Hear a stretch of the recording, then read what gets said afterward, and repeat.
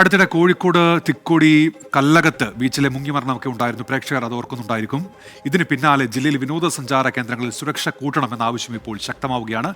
ബീച്ചുകളിൽ ആവശ്യത്തിന് ലൈഫ് ഗാർഡുമാർ ഇല്ലാത്തതും ദ്രവിച്ച ഉപകരണങ്ങൾ ഉപയോഗിക്കുന്നതും പലപ്പോഴും രക്ഷാപ്രവർത്തനത്തിന് വെല്ലുവിളിയാകുന്നു എന്ന വിമർശനം കൂടി ഈ ഘട്ടത്തിൽ ഉയരുന്നുണ്ട്. സുന്ദരമാണ് നമ്മുടെ കടൽ തീരങ്ങൾ, പക്ഷേ അപകടങ്ങൾ ഒളിച്ചിരിക്കുന്നത് ആരും അറിയുന്നില്ല. സുരക്ഷാ സംവിധാനങ്ങളുണ്ടെങ്കിൽ ഒരു പരിധിവരെ മുങ്ങിമരണങ്ങൾ ഒഴിവാക്കാം. അത്തരം സുരക്ഷാ സൗകര്യങ്ങൾ ഇല്ല എന്നതിൻ്റെ ഏറ്റവും ഒടുവിലത്തെ ഉദാഹരണമാണ് തിക്കോടി കല്ലകത്ത് ബീച്ചിലെ 4 മുങ്ങിമരണങ്ങൾ.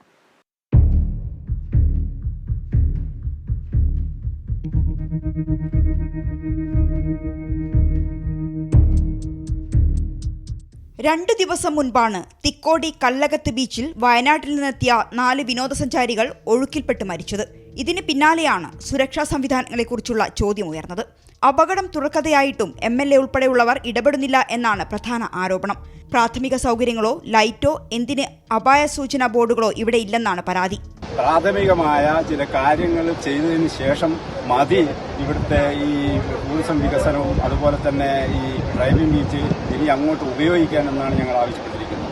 അതിന് അവരുടെ സൈൻ ബോർഡ്, അപായ മേഖലകൾ തിട്ടപ്പെടുത്തിക്കൊണ്ടുള്ള കാര്യങ്ങൾ, അതുപോലെ തന്നെ ബോർഡുകൾ, പാർക്കിംഗ് സൗകര്യങ്ങൾ ഇതൊക്കെ ഏർപ്പെടുത്തി ഏറ്റവും പ്രധാനമായിട്ടും ഒരു ശൗചാലയം പോലും ഇല്ല. വിനോദസഞ്ചാരികൾ എത്തുന്ന ജില്ലയിലെ മിക്ക ബീച്ചുകളിലും ഇതാണ് അവസ്ഥ. ഏറ്റവും കൂടുതൽ ആളുകൾ എത്തുന്ന കോഴിക്കോട് ബീച്ചിൽ 4 ലൈഫ് ഗാർഡുമാരാണുള്ളത്. ഇതിൽ ഒരു ദിവസം 2 പേർ മാത്രമാണ് ജോലിയിലുള്ളത്. ഇവർക്ക് വിശ്രമിക്കാനുള്ള സ്ഥലമാണിത്.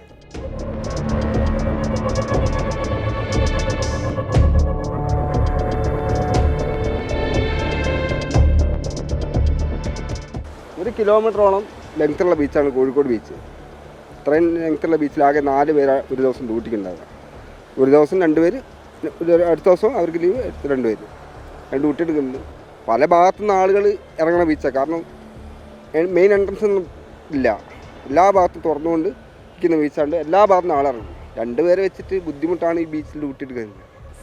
ജാക്കറ്റും റെസ്ക്യൂ ട്യൂബും സാധനങ്ങളെല്ലാം ഉണ്ട്, റെസ്ക്യൂനുള്ള ഉപയോഗിക്കാനുള്ള സാധനങ്ങളെല്ലാം ഉണ്ട്. പക്ഷേ ഇത് വെക്കാനുള്ള സൗകര്യമില്ല.